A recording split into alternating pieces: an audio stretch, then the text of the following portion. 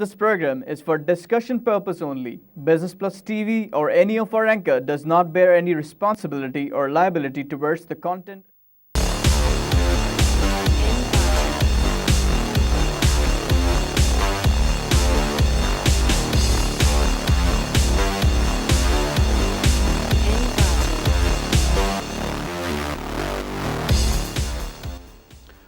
This is Business Plus broadcasting live from Karachi, Pakistan. You're watching Tips of the Trade. I'm your host Tariq Khan Javed. नाज़रीन, आजकल तेल की कीमत माशाल्लाह काफ़ी बढ़ गई और पूरे दुनिया में इस वक्त जो है पॉजिटिविटी है. अभी ये जो फिगर मेरे पास सामने मौजूद है, ऑयल की WTL की फिगर ही है, उसमें 41.52 दिखाया जा रहा है, जबकि गैस की कीमत में ₹2.03 का दिखाया जा रहा है. और इसकी वजह से हम देख रहे हैं कि हर तरफ पॉजिटिव है. नीके में 529 का इजाफा, हैंगसेंग में 179 का इजाफा, शंघाई में 15 का इजाफा, सेंसेक्स में 481 का इजाफा, ज़बरदस्त 1.9%. सिंगापुर में भी 23 का इजाफा है. यूरोप में भी मिक्स ट्रेंड चल रहा है. ऑयल की कीमत और भी ऊपर गई थी, उसके बाद थोड़ी नीचे आई है, तब भी ये 41.52 पे दिखाया जा रहा है. और इसका इम्पैक्ट हमारे मार्केट पे आया है कि स्टार्ट होते ही ऊपर गई और उसके बाद से -40 पे चली गई और उसके बाद फिर जो पॉजिटिव हुई तो 89 प्लस 33,735 का लेवल. उसके बाद मज़ीद आगे बढ़ी और ऊपर नीचे होने के बाद 107 प्लस 33,752 और अभी 76 प्लस पे खड़ी है 33,722. पाकिस्तान में जो अभी पॉलिटिकल थोड़ी सी अनसर्टेनिटीज़ आ गई हैं. प्राइम मिनिस्टर साहब कल गए और वो जिस अंदाज़ में गए, अपनी अम्मी से हाथ मिला रहे, वो चूम रहे थे, तो ऐसा लगा कि वाकई काफ़ी बीमार हैं और चौधरी साहब ने भी ये कह दिया. लेकिन जब वो लंदन पहुँचे तो उन्होंने नॉर्मल सी अपना इंटरव्यू दिया है. He look tired but he is okay. और जो बहुत बड़ी बड़ी बातें हो रही थी उससे बहरहाल लोग घबरा गए और उस वजह से भी मार्केट हमारी वो परफॉर्म नहीं कर पा रही है जो करनी चाहिए थी. बिकॉज ऑयल सेक्टर को ज़ाहिर है बहुत ज़बरदस्त इजाफा होना चाहिए था ऑयल सेक्टर में, लेकिन वो हो नहीं पा रहा है और दूसरी चीज़ें जो हैं ड्रैग कर रही हैं. आइए एक लाइव कॉल से बात करें. अस्सलाम वालेकुम सर. वालेकुम जनाब. अब्दुल कयूम बोल रहा हूँ. वाकई सर कैसे हैं? साहब वेलकम टू शो सर. आप करते हैं कॉल, बड़ी खुशी होती है सर आपकी कॉल से. सर कल आपके कॉलर ने कॉल की फिर पूछा था कि ट्रीट जो है वो बैटरी के बिजनेस में आ गया है. जी जी. तो वो डेवो बैटरी है सर, ट्राई बैटरी है डेवो जो उसकी मार्केटिंग हो रही है. डेवो जी जी. हाँ, वो मुझे सोशल मीडिया पे भी उन्होंने मुझे कनेक्ट किया और मगर मैं ब्रांड पूछा तो बताया नहीं. तो डेवो बिक रहा है? डिपेंड तो ये करता है कि आप बैटरी तो निकाल दें लेकिन बिकता है कि नहीं. तो अगर ये मुझे तो ये अभी तक नज़र नहीं आया. खैर मैं इतनी बैटरी उटरी ख़रीदता नहीं हूँ, आप लोग ख़रीदते होंगे. अगर डेवो बैटरी आई है और चल पड़ी है तो इंशाल्लाह ट्रीट पे बेहतरी आ जाएगी. ये एक पुराने ट्रेडिशनल अपने कारोबार, जो पुराने किस्म के ट्रीट ब्लेड बनाने का कारोबार पे लगे हुए थे. ये ओल्डेस्ट फैमिली है इस फील्ड की, वज़ीर अली इंडस्ट्री वाले लोग. तो ऐसा अक्सर होता है कि जो एक दो फैमिली, एक दो जनरेशन में बड़ी जान होती है, उसके बाद नेक्स्ट जनरेशन जो है उनमें इतनी जोश और जज्बा और मेहनत करने का शौक़ नहीं होता. तो फिर वो जो है ना वो आस्ते आस्ते मामला ठंडा पड़ जाता है. ऐसे ही लग रहा था यहाँ पे. लेकिन अगर कुछ इन्होंने अच्छी चीज़ की है, डाइवो के नाम से यही जाहिर हो रहा है कि ये कोई कोरियन ब्रांड होगा. तो डिमांड है यहाँ पे बैटरी की. वोल्टा वगैरह अच्छा कर रहे हैं तो शायद ये भी चल पड़े तो बेहतरी आएगी. लेकिन फ़िलहाल जो है ट्रीट की हालत अच्छी नहीं है. आइए लाइव कॉल से बात करें. हेलो. हेलो जी अस्सलाम वालेकुम तारिक साहब. वालेकुम जनाब. तारिक साहब, आपके प्रोग्राम से हमें काफ़ी बेनिफिट होता है और बड़ी नॉलेज मिलती है. बहुत शुक्रिया जनाब. Thank you. अच्छा, एक बात पूछनी है, ये फ्यूचर मार्केट के बारे में कुछ बताइएगा कि इसमें शेयर ट्रेडिंग कैसे होती है और करनी चाहिए या नहीं करनी चाहिए. फिर से कहिएगा. फ्यूचर जो मार्केट. अच्छा, फ्यूचर मार्केट. देखिए फ्यूचर मार्केट क्या है. ये गिलास है 10 रुपये का, आपके पास है अभी 1 रुपया. आप कहते हैं कि तारिक साहब ये मुझे गिलास चाहिए, लेकिन मैं अभी आपको 1 रुपये दे सकता हूँ, बाकी पैसे जो है महीने के आखिर में 9 रुपये दे दूँगा. तो मैं आपसे कहता हूँ ठीक है लाओ भाई 1 रुपये दे दो. आपसे डील हो गई. एक हमने आपको लिख के मैंने दे दिया कि गिलास मैं आपको 10 रुपये में दूंगा एंड ऑफ द मंथ, 30 दिन के बाद. अच्छा, आप जो कीमत का जहाँ तक ताल्लुक होगा, 10 रुपये के बजाय मैं कहूँगा भाई मैं 11 रुपये लूँगा. अगर आपको लेना है तो ले लें, अभी अगर लेते हैं तो 10 रुपये में ले लें. 1 महीने के वादे पे अगर आप लेंगे तो मैं 11 रुपये का दूंगा. आप अगर एग्री हो गए तो इसको कहते हैं फ्यूचर डील। हमेशा इंटरेस्ट रेट जो होता है 1 महीने का ऐड कर दिया जाता है, वो होता है रेट। तो ये लिवरेजिंग का एक तरीका है कि आपने 1 रुपया दे के 10 रुपये का एक गिलास ख़रीद लिया। अगर आपके पास 10 रुपये तो आपने 1 के बजाय 10 गिलास ख़रीद लिया। तो इसको कहते हैं फ्यूचर मार्केट। और मैं इसको ज़्यादा प्रेफर इसलिए नहीं करता कि आप अपने मील से ज़्यादा ले लेते हैं। आपको 1 गिलास चाहिए, आप 1 गिलास लें और आराम से सब पानी पिएँ। और 100 गिलास लेके आप क्या करेंगे? जब 100 गिलास लेंगे आपको प्रॉब्लम आएगी। तो जो लोग ज़्यादा शेयर ख़रीद लेते हैं उनको बहुत ज़्यादा फ़ायदा भी होता है। फ़ायदा होता है तो वो तो उड़ा देते हैं खुशी में, जाके नई गाड़ी ख़रीद ली, ये कर लिया, वो कर लिया, वेकेशन पे चले गए मलेशिया फैमिली के साथ।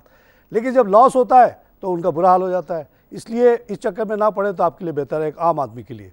हाँ, जो बहुत अमीर कबीर लोग हैं, ख़ानदानी पैसा है और इधर उधर से पैसा आया हुआ है, जैसे हसन हुसैन के पास आ गया है, नवाज शरीफ के बेटे के पास इतनी कम उम्र में, तो वो और बात है, वो जो भी कुछ करें। आप लोगों को नहीं करना इन काम को। आप अपने तनख्वाह से बचा के ये करते हैं, उसको आप बचा के रखें, एक एक पैसे को संभाल के रखें। आइए एक लाइव कॉल से बात करें।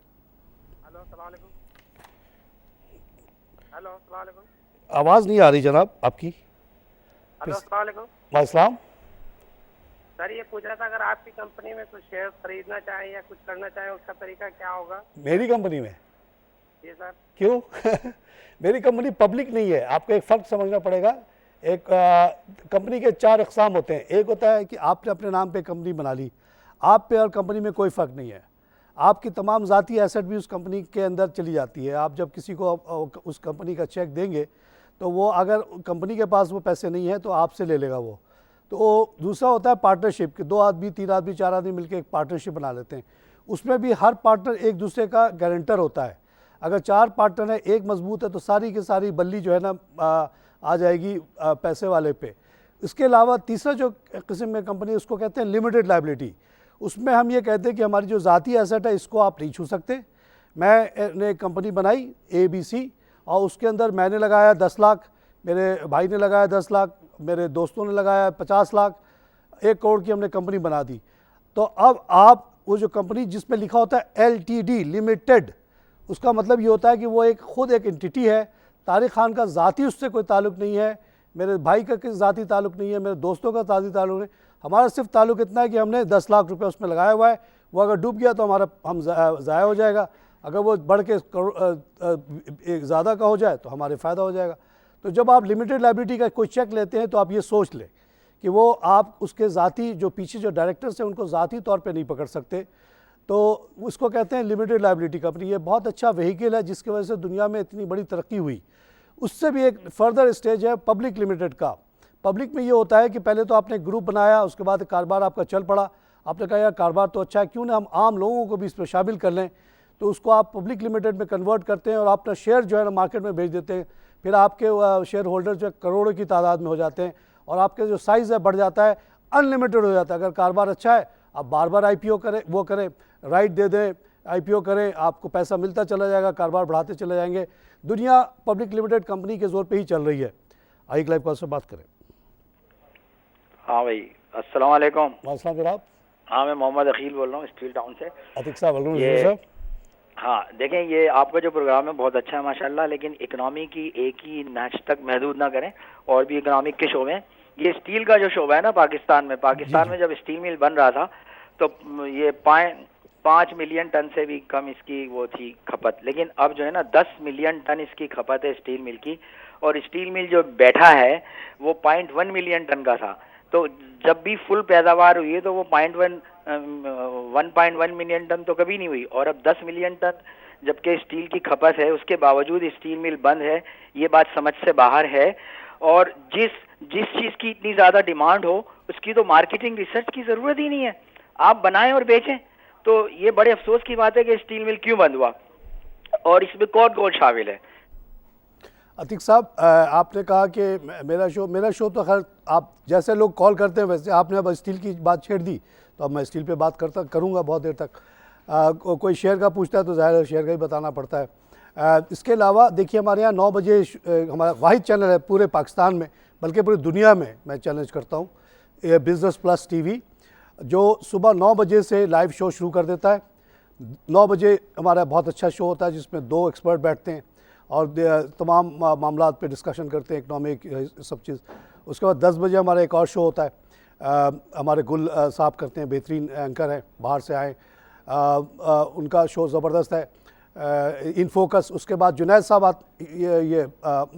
एक दूसरे साहब खलील साहब आते हैं, वो करते हैं आप और कारोबार, वो भी लाइव शो होता है। आप जैसे लोग बैठते हैं एक्सपर्ट, आप चाहे उनके शो में बैठ के इस पे तफसीली बात करें, आप एक ख़त लिख दें हमारे कोऑर्डिनेटर साहब को, बिज़नेस प्लस टीवी को, तो आपको बुला लेंगे, आप बड़ी तफसील में बता सकते हैं कि मसले क्या हुए।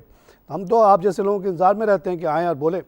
फिर देखिए 1 बजे महानूर हमारी एक बड़ी अच्छी होस्ट हैं, वो शो करती हैं बिज़नेस लंच के नाम से, वहाँ भी सारे लोग आते हैं, मसले मसाइल बताते हैं। उसके बाद हमारे माया नाज एंकर अली नासिर जो बहुत पॉपुलर हैं, उनका 2 बजे शो आता है, तो मार्केट शो, उसमें आप बैठ सकते हैं। अली साहब आपको इतने आसानी से 1 घंटा निकालेंगे आपको पता ही नहीं चलेगा। तो उसके बाद ये 2 शो मैं करता हूँ। तो हम लोग तो लगे हुए जी तमाम इश्यूज़ पे बात करने के लिए। जहाँ तक स्टील मिल बंद होने का सवाल है, ये बहुत बड़ा इशू है। कभी आप आगे शो में बैठें तो फिर आपसे तफसील में हम डिस्कस करेंगे, हम बताएंगे कि वजह क्या हुई है। आई क्लाइव कॉल से बात करें। स्टील मिल जो है वो 1.1 मिलियन का प्लांट लगा था, और उसकी बंद होने की बुनियादी वजह यह है कि ऐसे 10-20 प्लांट को मैं देख चुका हूँ सऊदी अरेबिया वगैरह में, 1-1 मिलियन 2-2 मिलियन के। एक ये तवेगरी ग्रुप जिसने आके स्टील मिल को लेना की कोशिश की थी, उनके तारिक बल्लाज साहब जो चलाने वाले, वो हमारे पाकिस्तानी, उनसे बड़ा करीबी ताल्लुक़ रहा। उन्होंने 1-1 मिलियन के मिल बहुत जगह लगाए हुए हैं, लंदन में भी लगाया हुआ है, दुबई में भी लगाया हुआ है, अब दमाम में लगाया हुआ था। मैंने जाके ख़ुद देखा है, वो इलेक्ट्रिक के गर्मी से वो पिघलाते थे स्क्रैप को। वहाँ जनाब अतीक साहब टोटल आपके पूरे फैक्ट्री के बराबर की कैपेसिटी में 2000 से ज़्यादा लोग काम नहीं करते थे। अब तारिक बल्लाज साहब से जाकर पूछ लें, तो vagary group reach them through the internet, और उनसे पूछिए कि आपके जो दमाम का प्लांट है वो कितना प्रोड्यूस करता है। वो कहेंगे 10 लाख, आदमी कितना है, शायद 2000 भी नहीं होगा। और आपके यहाँ क्या हुआ, भाईबंदी में, दोस्ती में, पॉलिटिक्स में 24,000 लोग भर्ती हो गए। ये हुई मेन वजह। आइए क्लाइव कॉल से बात करें। छोटी सी कश्ती पे आपने बहुत ज़्यादा लोग बैठा दिए, बैठ गई। हेलो खाजा साहब, वेलकम शो सर। मैं कहना चाहता हूँ ये मार्केट के लिए 1 हफ्ता जो है ना बड़ा डेंजरस है ज़रा। इंशाअल्लाह मुल्क के हालत भी सही हो जाएंगे और सियासत के हालत भी सब ठंडे पड़ जाएंगे, होना कुछ भी नहीं है। और दूसरी एक बात बताना चाहता हूँ, सुई नॉर्दर्न सुई साउदर्न को क्या हो गया, ये तो बढ़ नहीं रहा, घट ही जा रहा है। 42 रुपये का मैंने लिया हुआ है, वो 25 रुपये में आ गया सुई साउदर्न, इतना नीचे तो आ गया हुआ ये। और सुजुकी मोटर मैंने 525 में लिया, वो 425 में आ गया हुआ। बहुत नीचे आ रहे हैं शेयर, क्या हुआ सुजुकी मोटर, क्या हो गया हुआ। देखिए अभी जो हालात हैं इसमें तो सब शेयर को बढ़ना चाहिए था। गैस की अवेलेबिलिटी बढ़ रही तो गैस की कंपनी को बेहतर होना चाहिए, लेकिन उन्होंने जो उनके लॉसेस थे, लाइन लॉसेस, उसको बुक कर लिया है। इस वजह से 6 रुपये का पर शेयर लॉस आ गया। और वो मगर यह है कि वो गंदबला क्लियर हुई, और गवर्नमेंट अगर एग्री करती है कि कुछ जो लॉसेस हुए हैं लैंडलाइन के, वो अगर इनको गवर्नमेंट भी शेयर कर ले, जो करना चाहिए, तो इनकी सिचुएशन बेहतर हो सकती थी, लेकिन नहीं हुई। लेकिन मैं ये आज की और कल की बातें नहीं करता, मैं आगे का सोचता हूँ, 10 साल 20 साल का। मुझे गैस की अवेलेबिलिटी बहुत ज़्यादा बढ़ती हुई नज़र आ रही है। ग्वादर से भी एक लाइन आएगा नवाबशाह तक, जो चाइनीज़ बिछाएंगे। कराची से एक लाइन जाएगी लाहौर तक, जो कि रशियन बिछा रहे हैं। ये LPG LNG की लाइन्स हैं। LNG के टर्मिनल्स बढ़ रहे हैं, 2 कराची में मज़ीद लग रहे हैं, और तो इसकी वजह से गैस बढ़ेगा। ईरानी गैस भी इंशाल्लाह आ जाएगा। आजकल उसकी कोई ख़बर नहीं आ रही है, प्रेसिडेंट आके चले गए। ये सऊदी अरेबिया वाला मामला जो है उसने ख़राब किया। फिर टापी आ जाएगा, तो हर तरफ से गैस इंशाल्लाह आ रहा है। तो गैस की कंपनीज़ को तो अच्छा करना है। इनके पास नॉर्दर्न के पास ख़ास तौर से आप देखेंगे पूरा नॉर्दर्न एरिया तक फ्रेंचाइज़ है। अगर वो गैस हो तो बिछा दें और वहाँ बेच दें। जहाँ तक सुजुकी मोटर का सवाल है, ये अभी यन जो है थोड़ा सा अप्रिशिएट कर गया, उससे शायद इसको इम्पैक्ट हुआ होगा। 120 तक पे गया है यन डॉलर के अगेंस्ट, और अब 110 पे आ गया। बहरहाल इससे इतना इफेक्ट नहीं करना चाहिए, गाड़ियाँ तो खूब बिक रही इनकी। और सुजुकी को जो बहुत बड़ा बेनिफिट मिला था वो पंजाब में रोज़गार स्कीम के तहत जो उन्होंने बुलान वगैरह गाड़ियाँ दी थी, वो स्कीम अब जो है ऑलमोस्ट कंप्लीट होता जा रहा है, तो मज़ीद बहुत ज़्यादा डिमांड नहीं आएगी। आइए क्लाइव से बात करें। वालेकुम सर। वालेकुम जनाब, क्या हाल है तारिक साहब, खैरियत है? हाँ बिल्कुल ठीक है जी, अल्लाह का सर शुक्र है। आप कैसे हैं? मैं बिल्कुल ठीक हूँ जी, बस ठीक ठाक है, अल्लाह ताला खुश रखे। आपसे हम बहुत कुछ सीख रहे हैं। अल्लाह ताला, वो आप गवर्नमेंट के खिलाफ जो बात या कैसे हक की बात करते हैं ना, दिल खुश हो जाता है। अल्लाह ताला आपको और बहुत तौफीक शुक्रिया दे। जी, आप लोगों की दुआओं पे चल रहा हूँ। अल्लाह का शुक्र है, सेहत अच्छी है, अभी तक कोई बीमारी नहीं लगी है। ग्लेक्सो जो है, ग्लेक्सो जी, हेलो जी जी, ग्लेक्सो में कोई मूवमेंट नहीं है, क्योंकि हमें पता नहीं होता है कहीं खुदा ना खास्ता कोई उसमें कोई खराबी तो नहीं है। नहीं, देखिए ग्लास्को स्मिथ स्किन सब मिलके बहुत बड़ी कंपनी बन गई है। पाकिस्तान में इंतज़ार हो रहा है ड्रग पॉलिसी का। ड्रग पॉलिसी आके नहीं देती। इन द मीन टाइम कुछ लोगों ने जाके वो जो फिक्सिंग प्राइस है उसके ख़िलाफ़ कोर्ट से ऑर्डर लेके अपने प्राइसेस बढ़ा दिए हैं। एक अजीब कॉन्फ्रंट्रेशन की सिचुएशन है। 6-7 बड़ी कंपनी ग्लास्को टाइप की तो बंद करके यहाँ से चली गई। अब ये ड्रग पॉलिसी आए जो कि बहुत फेयर हो, तो न सिर्फ कि इन स्मिथ ग्लास्को वाला का काम बढ़ेगा, बल्कि और जो कंपनी चली गई हैं वो भी शायद वापस आ जाए। मार्केट तो बहुत बड़ी है, तो आप घबराएं नहीं, इसको आप लेके बैठे रहें। ये combination of lot of companies है, तो इसका कुछ नहीं हो रहा। ड्रग पॉलिसी आते ही देखिएगा ये बहुत तेज़ी से ऊपर जाएंगी। आइए क्लाइव का उससे बात करें। हेलो, अस्सलाम वालेकुम। वालेकुम जनाब, शरीफ कुरैशी बोल रहा हूँ मैं। Sir welcome to show. Sir मैं आपसे एक बात करना चाहता हूँ। मेरी एज जो है 75 प्लस है। माशाल्लाह। मैं तो 20 साल से भी ज्यादा हो गया ये काम करता। अच्छा। मैं आपका प्रोग्राम बहुत टाइम से देखता हूँ, मौलवी साहब का भी देखा, आपका भी देखा, लेकिन मुझे जितना मजा आपके प्रोग्राम में आता है, मैं आपकी बातें सुनता हूँ, लोगों की कॉल सुनता हूँ और मैं उस पर अमल करता हूँ। बहुत शुक्रिया। मैंने एक POL पिछले दिनों लिया था 220 का। आपने कहा था कि रेट इस वक्त कम है, ले लेना चाहिए। मैंने लिया 15 रुपए, मैंने डिविडेंड भी खाया और अभी तकरीबन 260 से प्लस है वो। माशाल्लाह सर, ये आपकी बहुत बड़ाई है कि आपने इतनी सच बात बताई। अक्सर लोग डिविडेंड का तो जिक्र ही नहीं करते, बोनस का भी नहीं करते और कह देते हैं कि जी कीमत नीचे आ गई। अगर वो आता है राइट आता है, राइट बढ़ते भी हैं, नंबर ऑफ़ शेयर बढ़ भी जाता है, लेकिन उसका कोई जिक्र नहीं कहते कि जो एब्सोल्यूट कीमत तो घट गई। आपने बहुत अच्छी बात की सर, आप 20 साल से काम कर रहे हैं। आई होप कि मेरी बातों से आपको आसानी हुई होगी। जितने लोगों ने मुझे फॉलो किया है, आप यकीन मानिए उनकी सेहत भी अच्छी हो गई है और उनके पैसे भी अच्छे हो गए हैं। मेरी एडवाइस सबको ये होती है कि आप एक शेयर ख़रीद के आप छोड़ दें, आराम से बैठ जाएं, अपना जो भी कारोबार करते हैं करें। कुछ नहीं है तो जाके मस्जिद में बैठ के नमाज़ पढ़ते रहें, लेकिन ये ख़रीद फ़रोख्त के चक्करों में ना पड़े। लाइब्रेरीज़ पड़ी हुई है, जाके किताब पढ़ लें, इंटरनेट पे आ जाएं। इंटरनेट पे आजकल आप घंटों लगा सकते हैं, कोई मसला नहीं है टाइम गुजारना, पहले जैसी बात नहीं है। लाइब्रेरीज़ में जाएं, इंटरनेट पे बैठें। आजकल मोबाइल भी इतना सस्ता हो गया है, तो कोई अब वो रुकावट नहीं है। लेकिन ये ख़रीद फ़रोख्त के चक्कर में ना पड़ें और लेके आप बैठे रहें, इंशाअल्लाह आपको बरकत होती जाएगी, कोई प्रॉब्लम नहीं होगी। आइए क्लाइव कॉल से बात करें। वालेकुम, शाहिद बोल रहा हूँ कराची से। शाहिद साहब वेलकम शो। ये बताइए कि जब ऑयल के शेयर्स चलते हैं तो ये पूरी मार्केट का रेडी बोर्ड क्यों आखिर सो जाता है? जैसे जहांगीर सिद्दीकी है, ये सिंपली ट्रेडिंग कराई 24 रुपए कुछ पैसे की और ये दे दिला के चला गया। ये तकरीबन ये ऑब्जर्व किया गया है कि जब ऑयल चलता है मार्केट सो जाती है। इस पे थोड़ा रोशनी डालें कि ये क्या वजह है? ऑयल बढ़ता है तो ऑयल के सेक्टर के शेयर्स तो ऊपर जाते हैं, लेकिन अब जो आजकल आप पॉलिटिकल अनसर्टेनिटी देख रहे हैं, कल की अगर आप बात देखते हैं इनकी चौधरी निसार साहब की, तो आप तो घबरा जाते हैं कि यार हमारा प्राइम मिनिस्टर इतना बीमार है कि गया है तो पता नहीं वापस आएगा कि नहीं आएगा, माँ के हाथ चूम के गया है। तो मुझे तो डर लग गया था एट वन पॉइंट कि यार बेचारे को कुछ ज़्यादा ही तो नहीं हो गया। मैं इस शो में भी आप लोगों को डिस्क्लोज़ कर चुका हूँ कि इनके बहुत सीरियस हार्ट अटैक हुआ था और इनको आखिर वक्त में बचाया गया था लंदन में 2 साल पहले। तो वो कंडीशन ख़त्म तो नहीं होती है, ये दौड़ भाग तो कर नहीं रहे, अभी भी सीरी पाया वाला खा रहे हैं और बेचारे को पैदल चलने का एक्सरसाइज करने का टाइम तो है नहीं। तो वो चीज़ बढ़ गई है, लेकिन वो फिक्स हो जाएगी, कोई बड़ा मसला नहीं है। आजकल इतना टेक्नोलॉजी एडवांस हो चुकी है, लेकिन निसार साहब ने तो एक पैनिक क्रिएट कर दिया था। तो ये फैक्टर्स नीचे ला रही है शाहिद साहब। ऑयल की कीमत बढ़ रही है तो ऑयल सेक्टर तो 33% अभी भी हमारे यहाँ वेटेज है, तो मार्केट को बहुत ऊपर चले जाना चाहिए था। 34 क्या अभी 35 पे आ जाना चाहिए था। और अगले 2-3 दिन में मज़ीद ऑयल बढ़ेगा, ये मैं आपको प्रेडिक्शन दे देता हूँ कि ये 17 तारीख तक ऑयल की कीमत बढ़ती चली जाएगी जब तक ये मीटिंग नहीं हो। इस दौरान आप देखेंगे कि ऑयल में रैली आएगी और यहाँ अगर पैनिक कम हो गया तो ये मार्केट काफ़ी ऊपर जाएगी कल परसों। यहाँ पे लूँगा एक छोटी सी ब्रेक।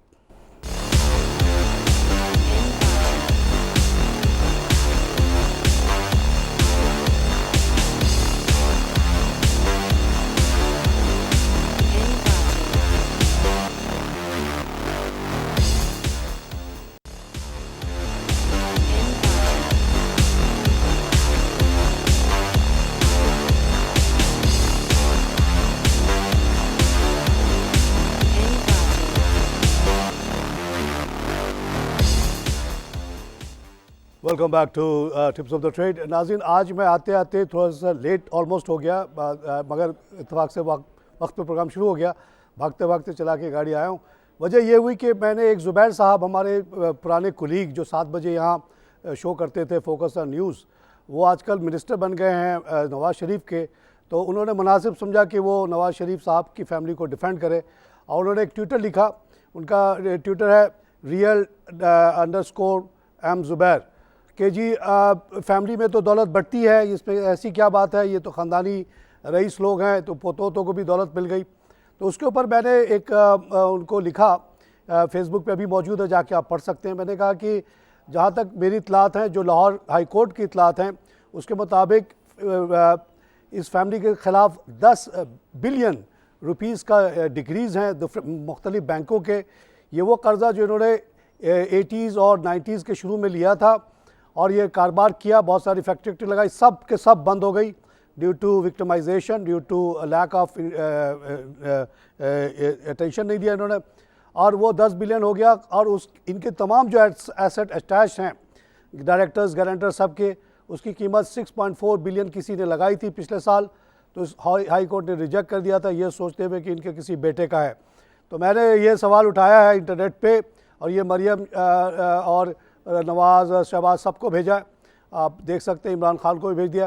मैंने कहा कि आप बताइए कि ये फैमिली तो एक ज़माने पहले कंगाल हो गई, बिल्कुल बैंकरप्ट है, ये दौलत बटी किस कहाँ से?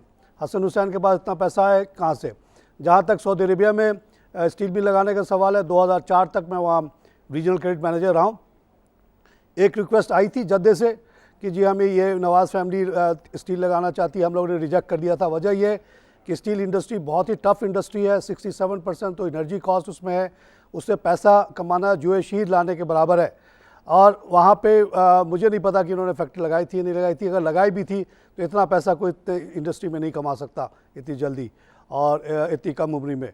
तो इनको एक्सप्लेन करना पड़ेगा कि ये दो जीनियसेस के पास इतना पैसा आया कहाँ से। आइए लाइव कॉल से बात करें। अस्सलाम वालेकुम सर। सर अबू सुफियान बात कर रहा हूँ सियालकोट से। क्या हाल है सर? ठीक ठाक है सर। सर मैंने पता करना था साजगार इंजीनियरिंग कंपनी के बारे में। ये जो साजगार के शेयर्स हैं, इसके बारे में, इसका फ्यूचर कैसा है, कैसी कंपनी है ये? फिर से कहीं का नाम समझ नहीं पा रहा हूँ सर। साजगार जी जी सर। ये जो रिक्शा बनाता है, ऑटो असेंबलर में आते हैं ये, मतलब ट्रैक्टर वगैरह के व्हील और रक्षा वगैरह बनाते हैं, 6 व्हीलर, और ये कुछ वन पूल के साथ भी काम करते हैं। साजगार तो इनका ब्रांड का नाम है, लेकिन इस कंपनी का क्या नाम है? गनी ऑटो तो नहीं है? नहीं सर,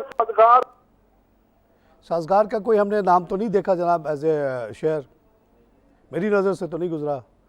अगर इसका आपको एब्रीविएशन पता हो कि ये किस नाम से ट्रेड होता है तो प्लीज़ बता दीजिए आप, या मेरे फेसबुक वगैरह पे भी आके लिख के दे सकते हैं, मैसेंजर पे लिख सकते हैं, तो साजगार को देख लेंगे। साजगार का तो हमें कोई नहीं पता। गनी ऑटो एक है जो रिक्शा वगैरह बनाती है, उसका शेयर भी आस्ते आस्ते ऊपर आ रहा है। आइए एक लाइव से बात करें। अस्सलाम वालेकुम सर। वालेकुम जनाब। सर ये हमारे पास झील पाक 1 लाख शेयर है, 10 रुपए पे लिया था। 10 रुपए में बिक भी जाएगा? जी सर। 10 रुपए में बिक भी जाएगा, आपको बेचना है? तो सर कब तक? वो उसकी तो ट्रेडिंग बंद है। कल वो एक आपको बंदे ने कहा था कि उसका नाम क्या है, कि वो आपका हमारे पास 40,000 शेयर है। जी जी। आपने कहा था मैं 8-10 रुपए पे बिकवा देता हूँ, तो वो फिर आपने कहा था कि तो आपका भी डलवा दूं उसमें? हमारे ओवरसीज वाले इंटरेस्टेड हैं इसमें, क्योंकि ज़मीन बहुत अच्छी है। आप कहाँ से कॉल कर रहे हैं? सर मैं बहावलपुर से कॉल कर रहा हूं। अच्छा, बहावलपुर से कर। तो ठीक है भाई, 1,40,000 ऑफर लगवा देता हूँ कि आप बेचना चाह रहे हैं, और देखिए किस रेट पे लोग लेने के लिए तैयार होते हैं। तो सर ये फिर कब तक हो जाएगा हमारा? हम कैसे रब्ता करें? आप मुझसे रब्ते में है ना, मेरे फेसबुक पे आ जाएं, मेरे ट्विटर पे आ जाएं, मैं आपको और ओवरसीज़ वालों से डायरेक्ट कांटेक्ट करा दूंगा। वो ख़रीद रहे हैं, वो समझते हैं आज ना कल तो ये रिलीज़ होगा और इसकी वैल्यू बहुत बढ़ जाएगी। आप देख रहे हैं कि सीमेंट की कंपनीज़ का क्या हाल है। $1 बिलियन इन्वेस्टमेंट हो रही है, हर कंपनी अपनी कैपेसिटी बढ़ा रही। तो झील पाक जो एक बड़ी बनाई कंपनी पुरानी, और वो भी लोकेशन उसका इतना ज़बरदस्त, कराची के बिल्कुल करीब, इतनी बड़ी ज़मीन है कि जिसके पीछे 2-4 पार्टियाँ ऐसा लगी हुई हैं कि किसी हाल में नहीं छोड़ना है, और सिंध हाई कोर्ट फैसला ही नहीं करता। आज ना कल करेगा तो ज़रूर, जब करेगा तो फिर देखिएगा ये कंपनी कैसे उठती है। तो आपको अफसोस होगा शायद कि 10 रुपये 8 रुपये में छोड़ दिया। आई क्लाइव कॉल से बात करें। हेलो नाज़रीन, ये जो इशू है पनामा लीक का, डायरेक्टली प्राइम मिनिस्टर पे कोई बात नहीं है, बिल्कुल सही बात है। उनके बेटे की दौलत एक्सप्लेन करने की बात है। अब वो कहीं से एक्सप्लेन कर दें कि जी बाप दादा का तो ख़त्म हो गया, किसी और ख़ानदान वाले ने फूफी ने किसी और ने दे दिया है, या ससुराल से मिल गया है, तो और बात है, दिखा दें तो वे मामला ख़त्म हो जाएगा। लेकिन बहुत ज़्यादा आप लोगों को पैनिक करने की ज़रूरत नहीं है। ये मामला ऐसे और भी बहुत सारे आए गए और ये नून लीग की हुकूमत चलती रहेगी मुझे लगता है, और ये बेहतर भी होगा क्योंकि मईशत अभी अच्छी चल रही है, सारे प्लान्स वगैरह चल रहे हैं। और जहाँ तक मैं तो इस फैमिली से सिंपैथाइज़ करता हूँ, क्योंकि ये जो इतने बड़े महल में अभी रह रहे हैं जिस पे इमरान खान साहब धरना मारने वाले हैं, ये इनकी अम्मी के नाम पे है, जिनका कल वो हाथ चूम रहे थे। इनकी अम्मी ने कोई साइन वाइन नहीं किया था, कहीं भी पेपर उनको बचाया दिया गया था।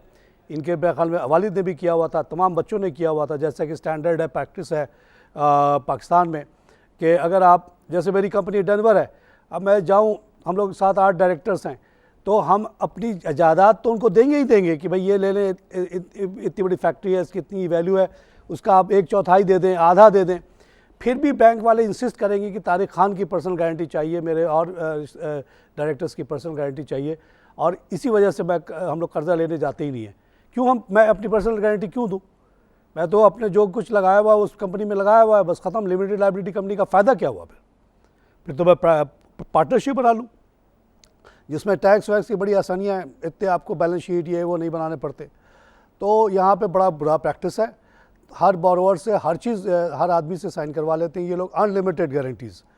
तो इस तरह से इनकी तमाम फैमिली फंस चुकी है और इनको सियासत में आने का बहुत बड़ा सज़ा मिला है कि फाइनेंशियली दे आर रूइंड इन पाकिस्तान। आइए क्लाइव कॉलर से बात करें। अस्सलाम वालेकुम। वालेकुम सलाम। सर मैं कराची से बोल रहा हूँ, अनीस नाम है हमारा। इस्लाम साहब, वेलकम सर। सर ये वो स्टैंडर्ड चार्टर बैंक का रेट गिर रहा और फिर एवियन कंपनी वो सही है कि नहीं? एवियन हाँ, स्टैंडर्ड चार्टर बैंक लिए थे 24 रुपये के लिए थे, अभी 17 रुपये 80 पैसे कीमत है। और सर और एक बात बोलना था कि वो झील पार्क जो आप बोले थे कि झील पार्क का फिजिकल ले ले तो उसमें कितना पैसा लेता है वापसी फिजिकल लेने में?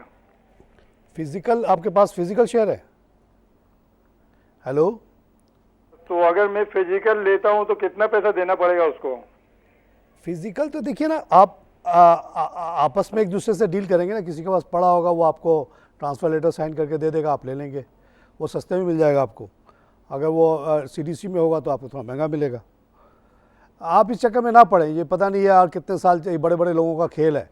तो ये जो हमारे ओवरसीज़ में, मैं तो यहाँ आ गया हूँ, हमारे साथी अभी भी 15-20 लाख कमा रहे हैं महीने का, उनके पास बड़ा पैसा है। कहते हैं बताओ ऐसा आइटम, झील पार्क पे बड़ी उनकी मेहरबानी है, कहते हैं यार वो ज़मीन मिल जाए तो वहाँ पे हाउसिंग स्कीम बना देंगे, ऐसी सी बातें करते हैं लोग। तो उनके पास पैसा है, मैं तो अफोर्ड नहीं कर सकता कि इतना ज़्यादा झील पार्क पे लगाऊँ। आप भी ना करें तो अच्छा आपके लिए। पता नहीं कब तक ये सिलसिला चलेगा, बड़े बड़े लोग इन्वॉल्व हैं, ये अभी भी वडोरों का मुल्क है, कोई डेमोक्रेसी वोक्रेसी नहीं है यहाँ पे। आइए क्लाइव कॉल से बात करें। अस्सलाम वालेकुम। एवियन जनाब अच्छी कंपनी है। और वालेकुम सलाम जनाब।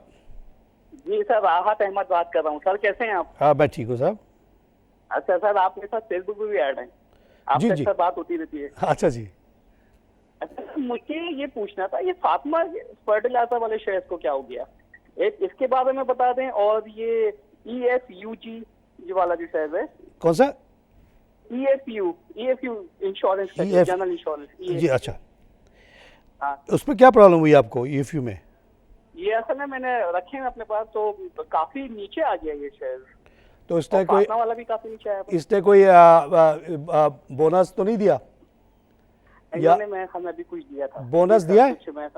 हाँ कुछ दिया है। देखिए बोनस देगा तो कीमत तो कम होगी साहब, आप गलत कंप्लेन कर रहे हैं ना अफराक साहब। बोनस का मतलब नंबर बढ़ गए, तो आप दोनों को जो नया दिया पुराने को ऐड करेंगे, उससे आप देखेंगे अभी जो लोअर वैल्यू है उसको मल्टीप्लाई करेंगे तो ज़्यादा होगा। तो EFU is a good company, insurance में one of the good ones. Fatima fertilizer के बारे में जनाब मेरी थोड़ी सी व्यू शुरू से बहुत अच्छी नहीं रही। उसकी वजह ये कि ये एक पुरानी फैक्ट्री थी, बंद पड़ी हुई थी मुल्तान के पास कहीं पे।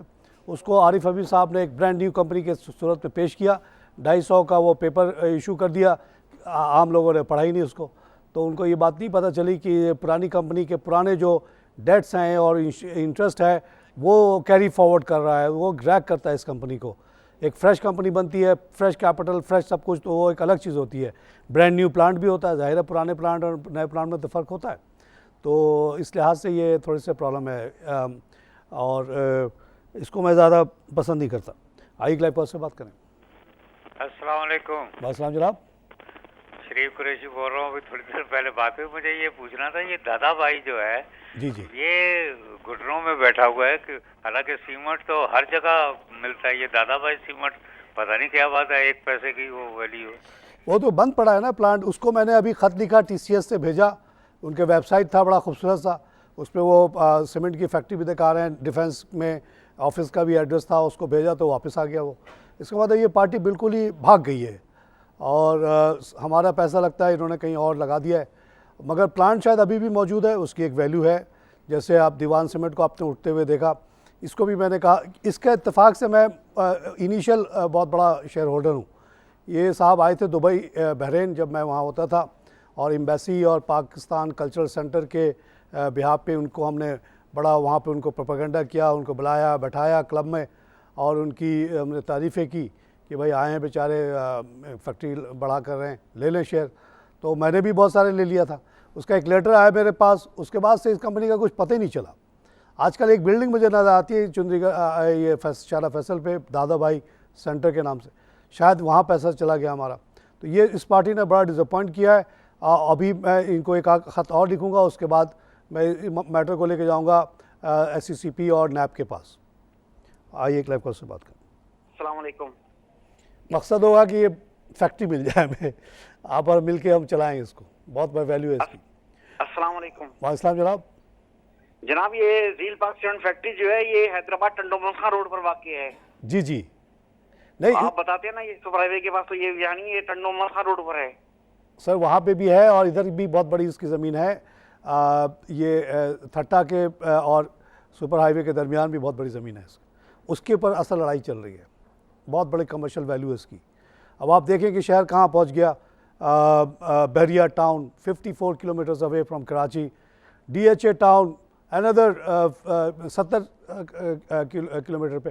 तो वो जो लिंक रोड है between super highway and port Qasim, उसके आगे कहीं पे ज़मीन बताई जाती है। और वहाँ भी होगी, कई जगह इनके प्लांट्स है, एक नहीं, बहुत बड़ी कंपनी थी ये, इसीलिए इसके पीछे लोग पड़े हुए हैं। और आपको पता है कि जैसे आप घरों से आगे निकले तो किसका इलाका आ जाता है, शिराजीज़ का इलाका आता है, वो वहाँ के बैठे रहे। आइए लाइव कॉल से बात करें। हेलो, अस्सलाम वालेकुम। वालेकुम जनाब। मुझे ये कभी सुई सिगरन जो इतना महंगा तक लिया हुआ मैंने, इसका क्या होगा? ये दिन ब दिन नीचे ही आता जा रहा है, क्या वजह, प्रॉब्लम क्या है? देखिए अभी इसने 6 रुपये का लॉस बुक किया है। इसके पास, इसको ये दोनों कंपनी का एक अकाउंट इसलिए फंसे हुए थे कि दोनों को लैंड लॉसेस हैं। जैसे कराची बिजली कंपनी को लैंड लॉसेस होते हैं, ऐसे इनको भी होते हैं।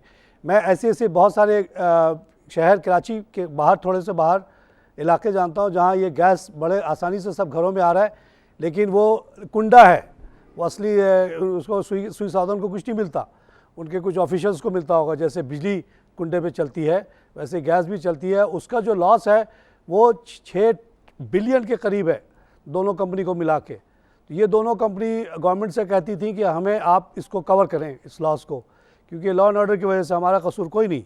हम तो आप कहते हैं कि गैस लेके जाओ, हम ले जाते हैं। वहाँ से कोई और लाइन खींच के ले जाता है तो हम क्या करें।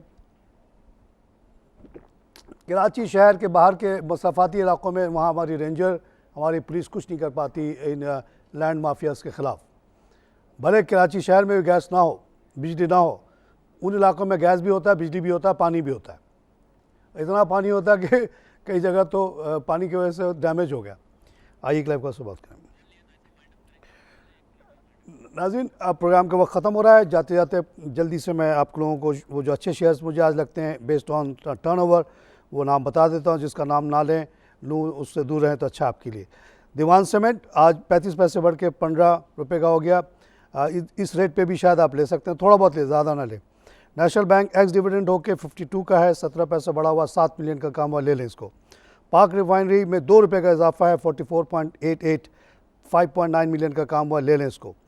पाक इलेक्ट्रॉन में भी 92 पैसे का इजाफा, 59.85, इसको भी ले लें, 5.6 मिलियन का काम हुआ है। सुई नॉर्दर्न में 56 पैसे का फ़ायदा है, 4.5 मिलियन का काम हुआ, इसको भी ले लें। एंग्रो फूड को ज़रूर ले लें। आज देखिए, कल साहब मुझसे लड़ रहे थे कि आपने कहा कि नीचे आ गई, आज देखिए 154 पे खड़ा है, 4 रुपये 17 पैसा बढ़ गया और 3.1 मिलियन शेयर का काम हुआ। मेरे कहने से नहीं हुआ है, लोगों ने ख़रीदा है, लोगों ने बेचा है। तो ये 154 का जनाब अटक रिफाइनरी का रिज़ल्ट आया है, जो कि काफ़ी पहले से बेहतर है।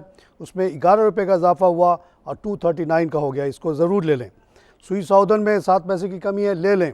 अभी ये जो 6 बिलियन के लॉस हट जाएगा, उसके बाद से कंपनी को ऊपर ही जाना है। उसके अलावा आप यूनाइटेड बैंक को भी ले लें, वहाँ भी 1 रुपये का इजाफा है, 153 का ले लें। पाक इंटरनेशनल बल्क टर्मिनल में 14 पैसे का इजाफा, 27 रुपये का हो गया है, इसको जितना ले सकते हैं ले लें और लेके भूल जाएं। एंग्रो कॉर्पोरेशन में 3 रुपये का इजाफा है, 313 का हो गया, इसको ज़रूर ले लें। फौजी सीमेंट को भी ले लें, 44 पे। इसी के साथ प्रोग्राम ख़त्म करूँगा। खुदा हाफ़िज़।